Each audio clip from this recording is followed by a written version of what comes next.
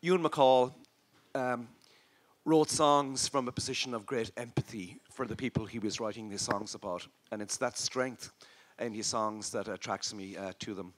And I think you'll all enjoy how David does this. How are you doing, David? Oh, I'm getting there. Getting there. Thank you for your patience. Yeah.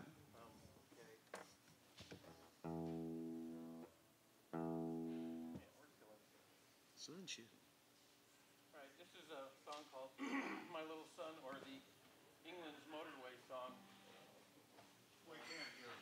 Okay. My mic's off. Okay. Roger will be with us presently. 1, 2, 1, 2. Okay. This is called the England's Motorway song.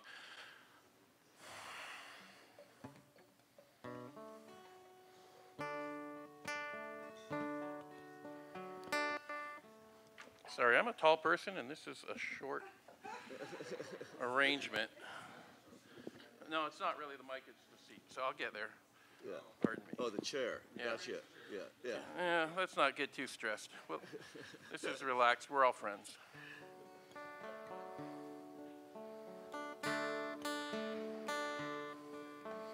Come, my little son, and I'll tell you what we'll do. Undress yourself, get into bed, and a tale I'll tell to you. It's all about your daddy. He's a man you seldom see, for he's had to roam away from home, away from you and me. But remember, lad, he's still your dad, though he's working far away. In the cold and heat, all the hours of the week, on England's motorway. And when you fall and hurt yourself and get to feeling bad, remember it's no good to go running for your dad. For the only time since you were born he had to spend with you. He was out of a job and he hadn't a bob, and he was signing on the brew.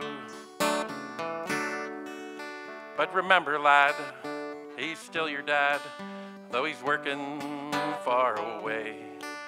In the cold and heat, all the hours of the week, on England's motorway.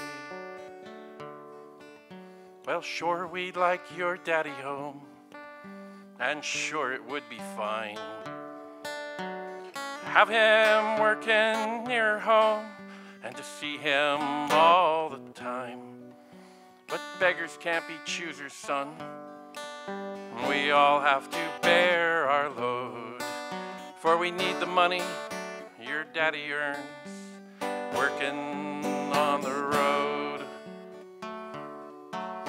So remember, lad, he's still your dad, though he's working far away. In the cold and heat, all the hours of the week, on England's motorway.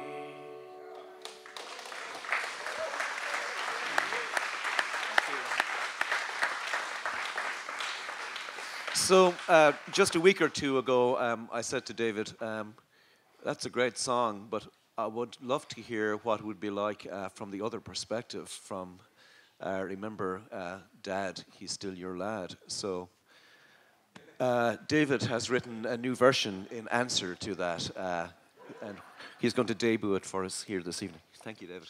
And I would like to recognize my two sons, Jabriel and Julian, are in the house.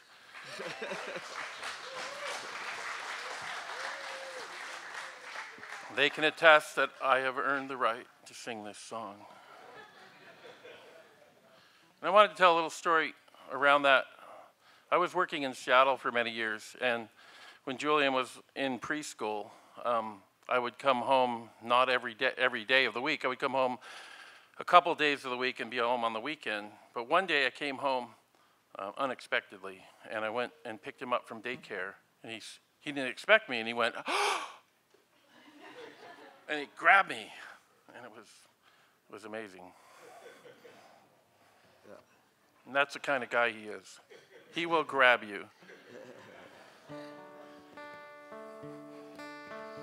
Come, my dear young comrade, there's something you should hear about my life when I was young, and my son was not so near. When I was gone, he was alone, while his mother worked out of sight. But I thought of him and his shining grin each and every night. And the chorus, you guys can join when you get it.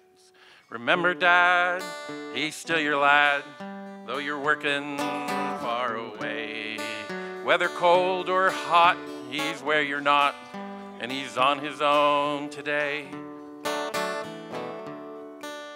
And when you meet a lovely girl, and with her you make light, just remember when you're going home, perhaps with her that night, there's a child that needs you, and he's dreaming of the ways that you'll come home and be with him each and every day. Well, remember, Dad, he's still your lad, though you're working far away. Whether cold or hot, he's where you're not, and on his own today. And when someday you get home, and he's not seen you for a while, just remember to show him the kindness and the smiles that carried you through each working day and into the night where it seems you would run and play together, unaware it was a dream. So remember, Dad, he's still your lad, though you're working far away. And whether cold or hot, he's where you're not, and on his own today. Thank you, David. Thank you very much. You know, I've got a history of really being in love with the culture of Ireland, and a lot of the stories I tell are from there. And I went right after getting out of college and thought I'd go for a few months and then explore the rest of Europe. And I ended up staying for a year and going back for another 8 months or so. And I so thought that I would end up staying there for the rest of my life. It so felt like home to me that I left a guitar and a banjo and all of my winter clothes there.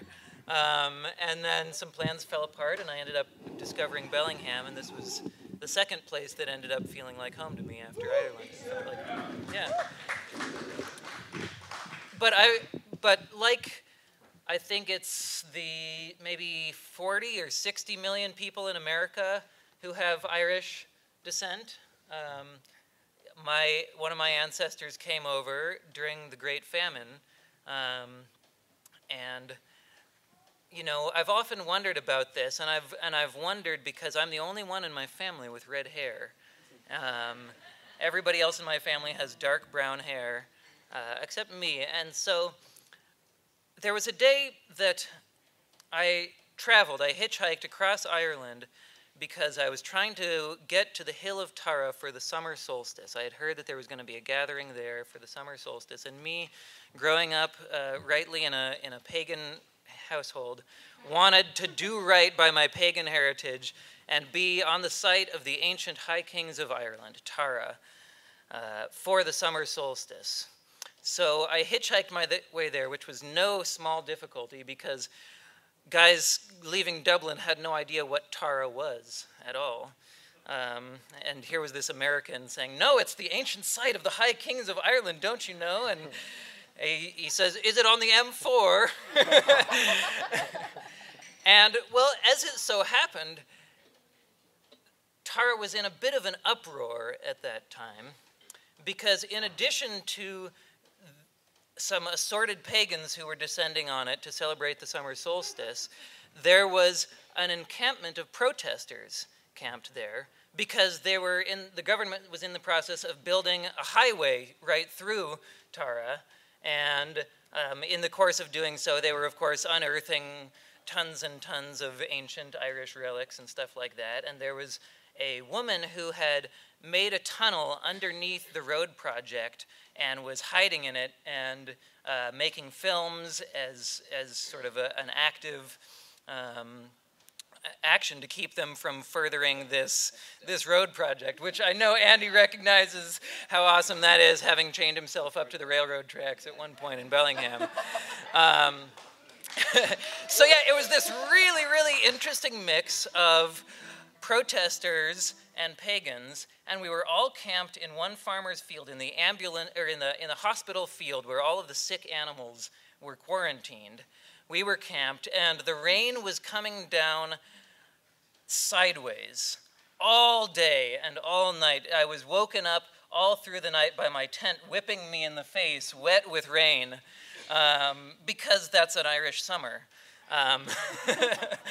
And so I was making some conversation with the people who were there, and one of them asked me where I was from, and I said, oh yeah, I'm from Colorado, and I have some Irish ancestors. They left in the famine and came over there around the 1850s, 1860s, 70s, something like that. And he nodded, and then he went away for a little while, and about half an hour later, he came back and he said, I know what you are, and you're very tall for what you are. You see, what happened was, in the Great Famine, there was no food to be had. Even the leprechauns had to leave Ireland. And where should they go when they got to America? Well, but the gold rush was happening, off to Colorado with him. And you, my sir, are descended from him, and that's why I say you're very tall for what you are. So now I can say that an Irish person has told me I'm descended from a leprechaun. Must be true.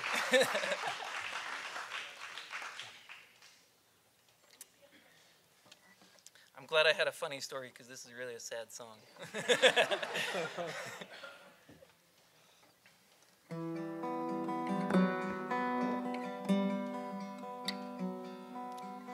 Kilkelly, Ireland, 18 and 60, my dear and loving son John.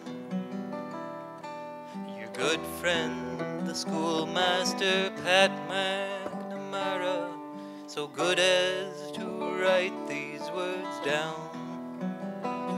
Your brothers have all gone to find work in England.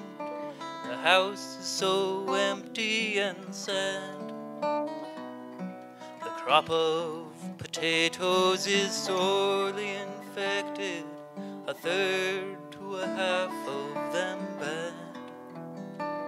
And your sister Bridget and Patrick O'Donnell are going to be married in June.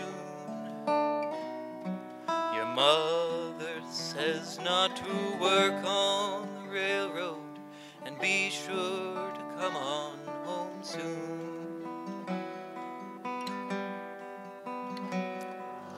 Kilkelly, Ireland, 18 and 70, my dear and loving son John.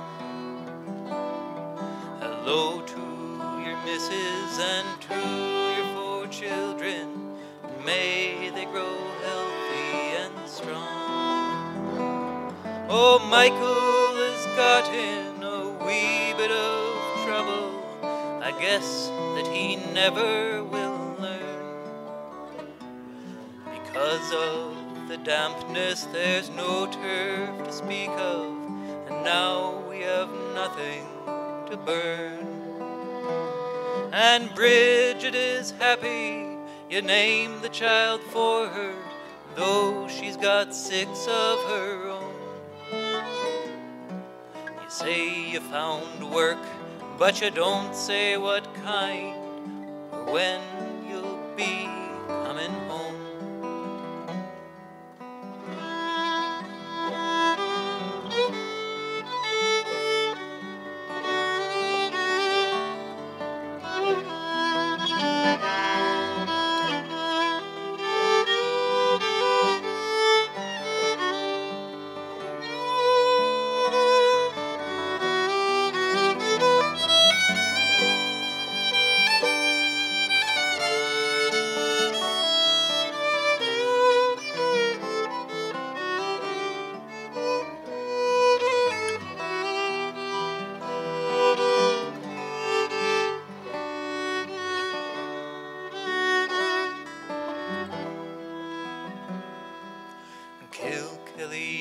Ireland, 18 and 80, dear Michael and John, my sons. I'm sorry to give you the very sad news that your dear mother has gone. We buried her down at the church in Kilkelly. Your brothers and Bridget were there. Oh, there's no need to worry, she died very quickly. Remember her in your prayers. And it's so good to hear that Michael's returning. With money he's sure to buy land. For the crop has been poor and the people are selling any price that they can. Oh, Kilkelly, Ireland, 18 and 90, my dear and loving son John.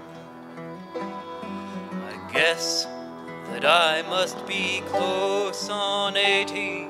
It's 30 years since you've gone. Because of all of the money you send me, I'm still living out on my own.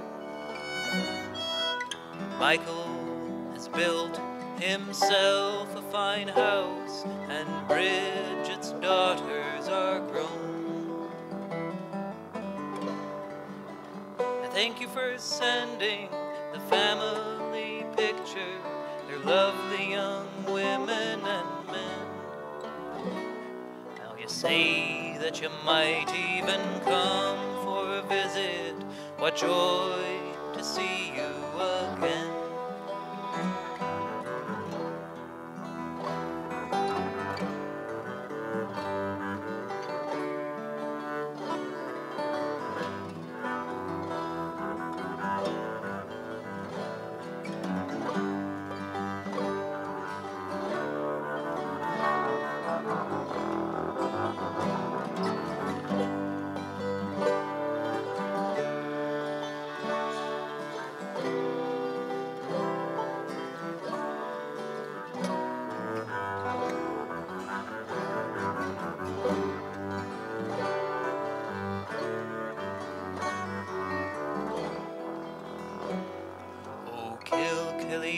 Ireland, 18 and 92, my dear brother John.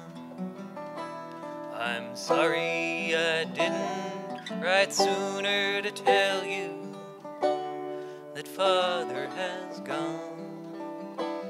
He was living with Bridget. She says he was cheerful and healthy right down to the end. Oh, you should have seen him playing with the grandchildren of Pat McNamara, your friend. And we buried him alongside of Mother down at the Kilkelly churchyard. Oh, he was a strong and a feisty old man, considering that his life was so hard. And it's funny the way he kept talking about you. He called for you at the end. Oh, why don't you think about coming for a visit? We'd all love to see you again.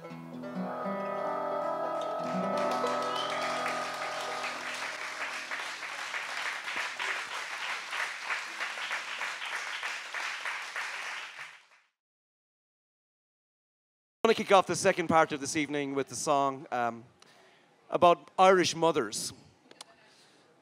The tragedy for Irish mothers is that besides the fact, as Catholics, they gave birth to far too many children, or did in the past, but most Irish mothers actually in the past were raising their children so that their children would leave home. And that was the inevitable thing that would happen. This is a song that it's a poem by the Irish songwriter Percy French that I put to music a few years ago. And it tells how Percy French he would paint every fall, and most of the paintings he painted were of desolate Irish landscape, a lonely cottage, an old woman walking with a pail of milk or something. These were the subjects of his paintings. And those subjects of his paintings were really what Ireland was like back then, because all that was left was old people and very young children. Anybody over the age of 10 or 12 who had any sense and could walk to the boat had walked already. And so it was a very lonely land. And when Percy French was painting, he remarked to this old lady, the beauty and the quietness, and she just said to him, it's a lonely land we live in when the children are away. And he took that phrase, and he went home that evening, and he wrote this poem.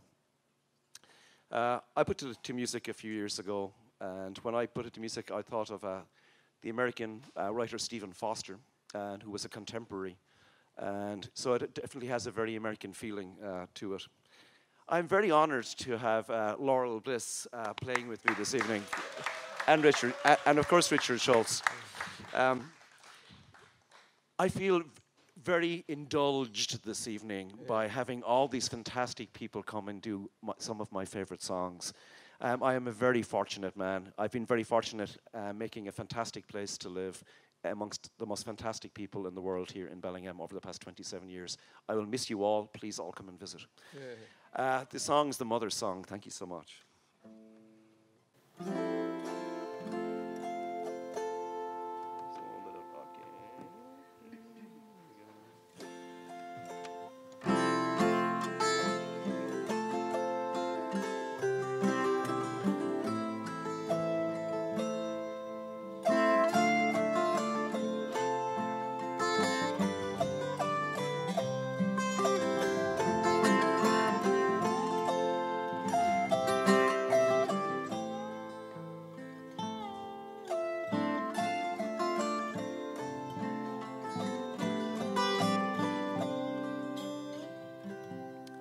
There's a wee slip drawing water. The old man's on the plough. No grown-up son or daughter. That's the way we're farming now. No working, little pleasure was the cry before they went. Now they've got both in great measure. We ought to be content. Great wages men is given, the land across the sea. But it's a lonely land we live in when the children is away.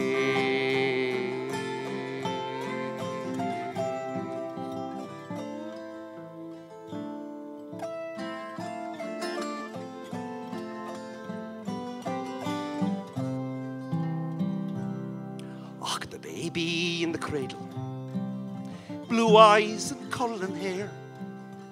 God knows I'd give a cradle to see young Peter there. I'm sure he'd find it funny that I hold him in my arms. He that makes good money on a California farm. £6 or was it 7 he sent last market day. It's a lonely land we live in when the children is away.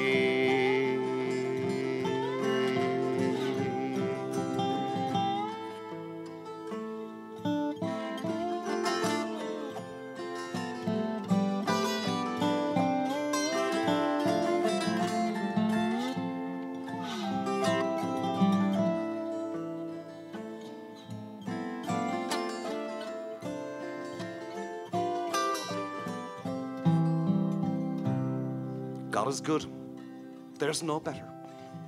The devil, he might be worse. Each month there comes a letter bringing something for the purse. The old man's heart rejoices when I read you're doing fine. But oh, to hear your voices and hold your hands in mine, to see the cattle driven, the young ones making hay.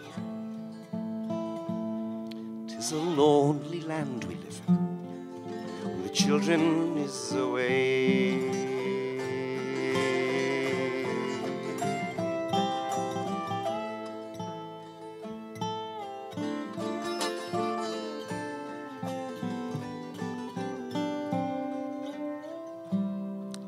When the evening light is falling on that old man there and me, 'tis hard to keep from calling, "Coming, children, for your tea." I can almost hear them coming, Mary Kate and little Con.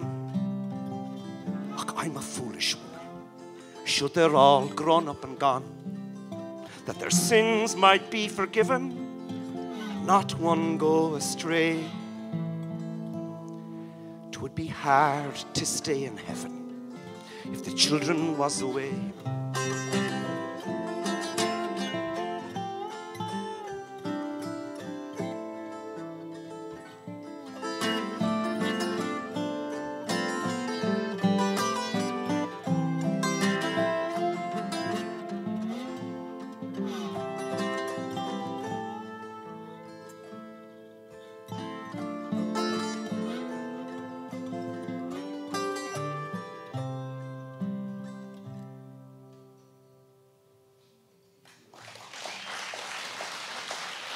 Thank you. Thank you, Laurel. They're finding, Roger's finding you. I learned this song from the singing of Charlie Poole, who was a Yay banjo for player Charlie Poole, and for singer those of from us North who know. Carolina and recorded in the 1930s. But the song comes from 1889. It was written by James McGuire, and the song's name was 3 Leaves of Shamrock. And when Peader asked me to sing tonight, I thought, I know no Irish songs, and then the title of the song came to me. It's called Leaving Dear Old Ireland. Will you make sure the guitar mic is, yeah, thanks, Roger. Oh, yeah, I can hear the difference right there. Okay. And Marie and Peader are going to sing with me. Marie Eaton, thank you for coming here this evening as well. Yep. It's such a thrill to be sitting on stage and playing with these wonderful people. You ready?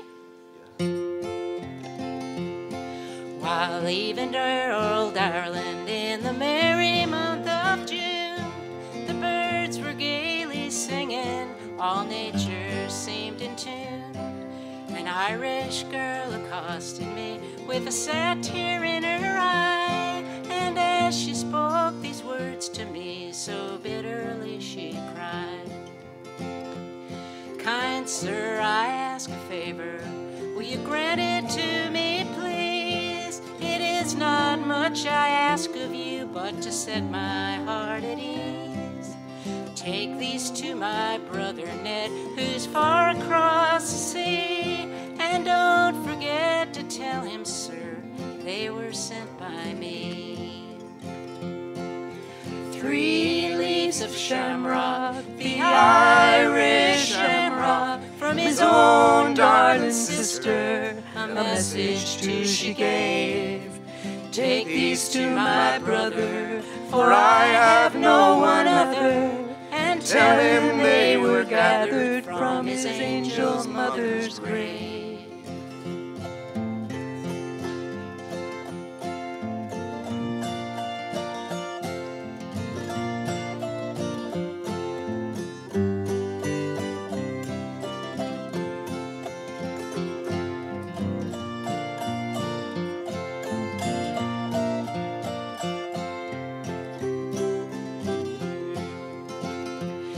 Dear Ned, since you have went away, how bitter's been our lot. The landlord pushed us from our door and drove us from our cots. Our troubles, they were many, our friends were very few. Oh, brother, how my mother would often sigh for you. Son, oh son, come back again, so often did she say. At last she was stricken and soon was called away. Her grave I watered with my tears, that's where these flowers grew. Oh brother, these are all I have, and these I've sent to you.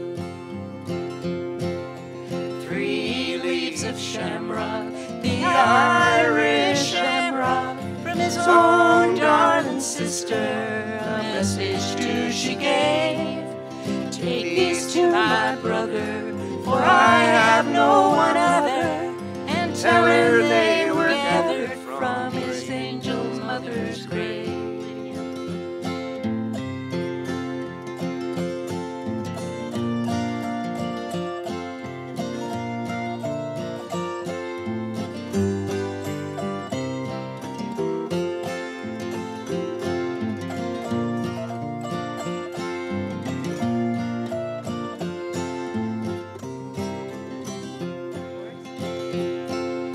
3 leaves of shamrock, the Irish shamrock, from his own darling sister, a message too she gave.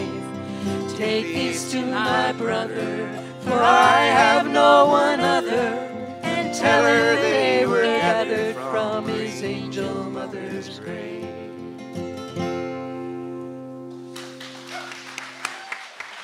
Thank you.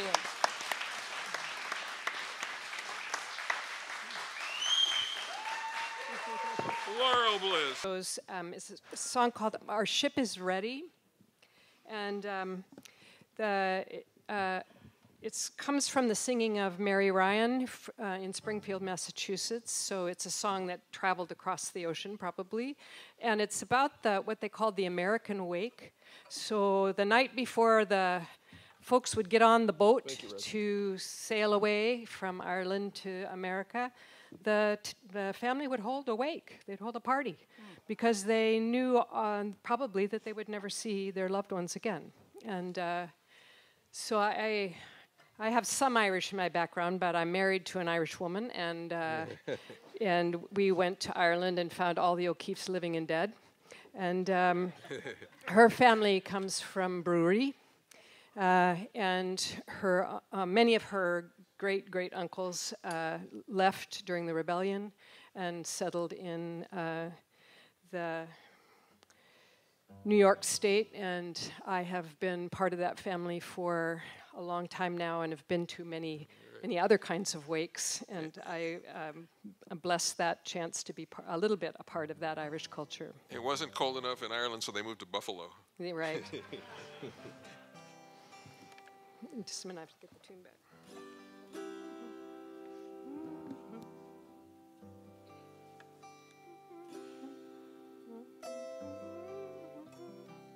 This is an interesting tune and has to be captured as it blows by your mind. You got it? I think Okay. I do. Our ship is ready to sail away. So come, my sweet comrades, o'er the rolling sea. Her snow-white wings are all unfurled, and soon shall swim in a watery world. Don't forget, love, do not grieve, for my heart is true and cannot deceive. My hand and heart I give to thee. So farewell, my love, and remember me. Farewell to Dublin's hills and braes, to Killarney mount and silvery stream, where many's the fine long summer's day. We loitered all those hours away. Don't forget, love, do not grieve, for my heart is true and cannot deceive. My hand and heart I give to thee. So farewell, my love, and remember me.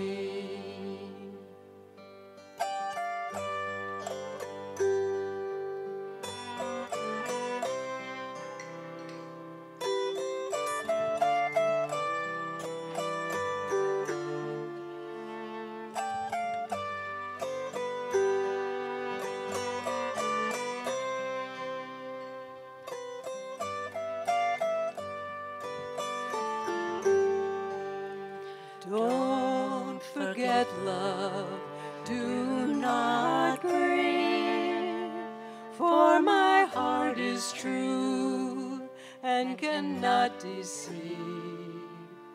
My hand and heart I give to thee. So farewell, my love, and remember me. It is now I must pay a long adieu to Wicklow and its beauties too. Of Oca's Vale, where lovers meet, there to discourse in whispers sweet. Don't forget love, do not grieve, for my heart is true and cannot deceive. For my hand and heart I give to thee. So farewell, my love, and remember me. Farewell to my parents with the tears rolling down, to my friends and relations and neighbors all round. The last night is past, now comes the day, but you will be my thoughts when far away. Don't forget love, do not grieve, for my heart is true and cannot deceive. My hand and heart I give to thee. So farewell, my love, and remember me.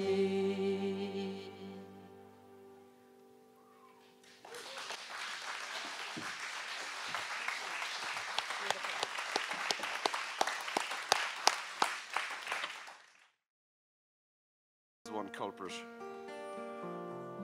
Okay, there we are.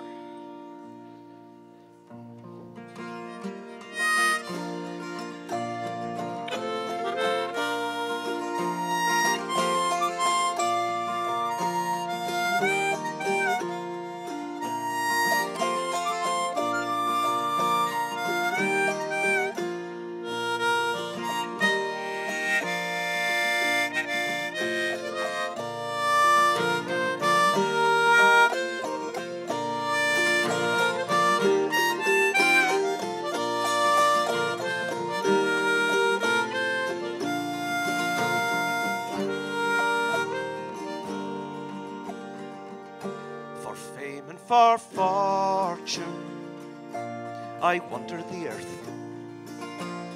Now I return to the land of my birth. I brought home my treasures, but only to find they're less than the pleasures I first left behind. For these are my mountains, and this is my glen. The praise of my childhood will know me again.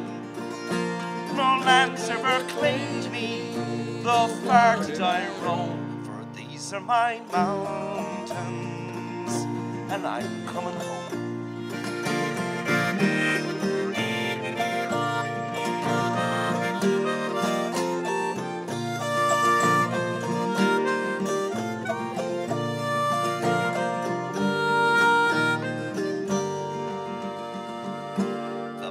By the road sings at my going by. The whoop overhead wings its welcome cry. The lock where the scart flies, at last I can see. It's here that my heart lies. It's here I'll be free, for these are my mountains, and this is my glen. The praise of my childhood will know me again. No lands ever claimed me, though far did I roam, for these are my mountains, and I'm coming home.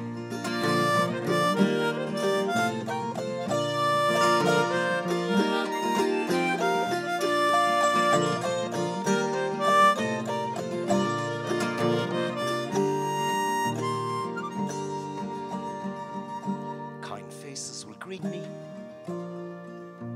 they'll welcome me in. How they will treat me, my own kith and kin. At night round the fireside, old songs will be sung. At last I'll be hearing my own mother tongue. For these are my mountains, and this is my land. The embrace of my childhood will know me again.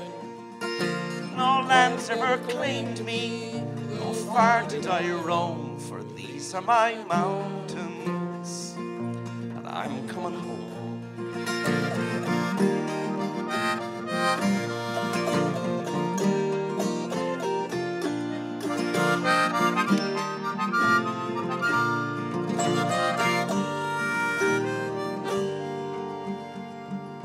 For fame and for fortune, I wandered the earth. Now I'll return to the land of my birth. I brought home my treasures, but only to find they're less than the pleasures I first left behind. For these are my mountains, and this is my glen. The embrace of my childhood will know me again. No lands ever claimed me, though far did I roam, for these are my mountains, and I'm going home. For these are my mountains, and this is my glen. The embrace of my childhood will know me again. No lands ever claimed me, though far did I roam, for these are my mountains, and I'm coming home.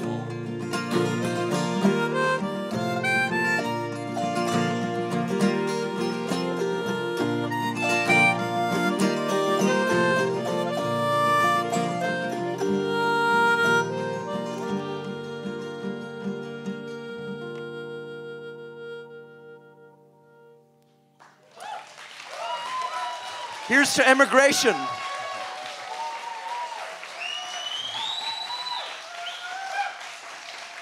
Thank you, Helen Schultz, Marie Eaton,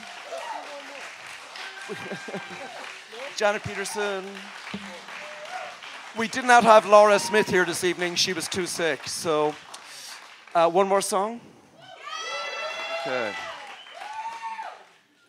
Richard asked me if I would do this song earlier this evening. On my parents' 50th wedding anniversary, I was the only one of 6 children to not be living in Ireland, and it was very sad for them to have a son living so far away. I knew my father's habits very well, and I knew that every Saturday night he would go to bed at around 9 o'clock, and he'd bring what was supposed to be a little glass of whiskey, but over the years the glass of whiskey kept on getting bigger and bigger and bigger and bigger. And he would go to bed on Saturday evening, and he would listen to this one radio show by Donncha O'Dooling. And Donncha would play soft Irish music and prose and poetry. So I wrote to Donncha and I said, I know that my dad is drinking whiskey in bed right now and he's listening to the radio. So would you recite for me our mutual favorite poem, which is a poem by Patrick Kavanagh called Memory of My Father. And I wrote about a 2-page letter to Donncha O'Dooling explaining I was the only child away from home. Sure enough, my dad was in bed with a glass of whiskey, but fell asleep before the fucking song comes on. But luckily, my mom was still downstairs, and my mom taped any song of interest that came on the radio. She always had a cassette in the radio. So before Donncha read the letter, he said, and next up, there's a letter from a young Irishman in Bellingham, Washington. And as soon as my mother heard that, she pressed the record button. Not alone did he recite the poem, but he read the full 2 pages of the letter that I had written. My mother was in tears. Next morning, my dad gets up 7 o'clock in the morning. My mom comes down. she said, sit down, I got something for you to hear. My dad didn't know what was going to go on. So she pressed play. The two of them were sitting there, read the poem, both of them in tears. My brothers and my sister have hated me ever since because they said it was the best gift that my parents could have ever got. Everybody in the country apparently heard this. People started dropping in. Did you hear this on the radio last night? Did you hear it? So in the meantime, I've put this poem to music. It's a song, but it's called "Memory of My Father."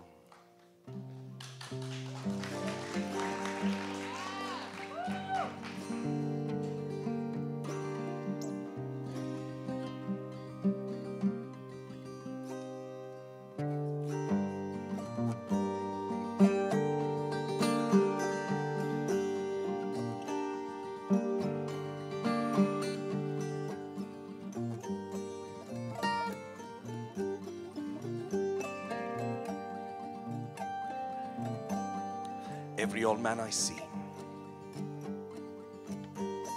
reminds me of my father when he had fallen in love with death the time the sheaves were gathered.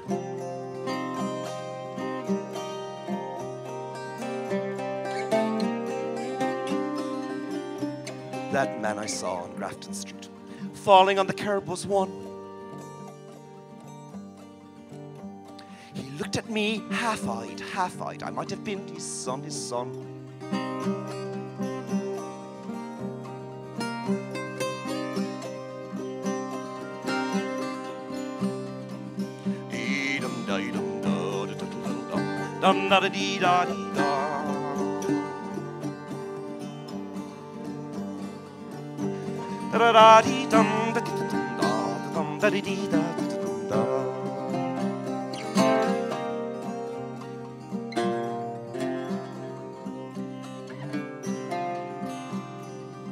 And I remember that musician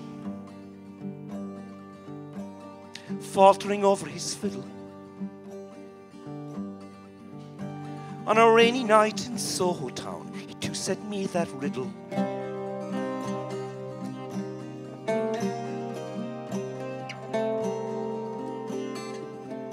Why every old man I see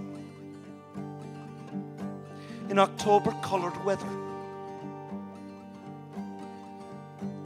seems to say, oh son, I was once your father.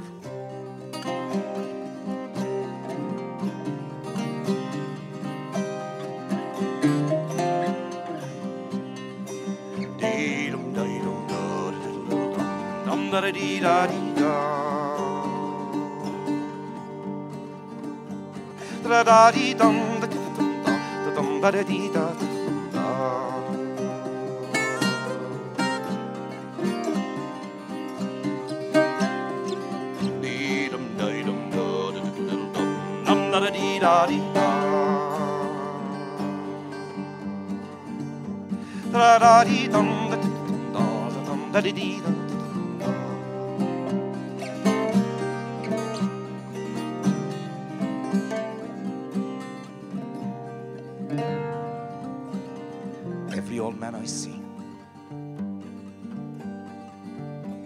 reminds me of my father when he had fallen in love with death the time the sheaves were gathered.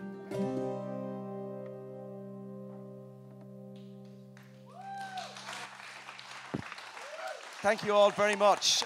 Please stick around and have some drinks. I know I will. This is the 3rd annual. Next year will be the 4th annual. Yeah. Thank you all so very much.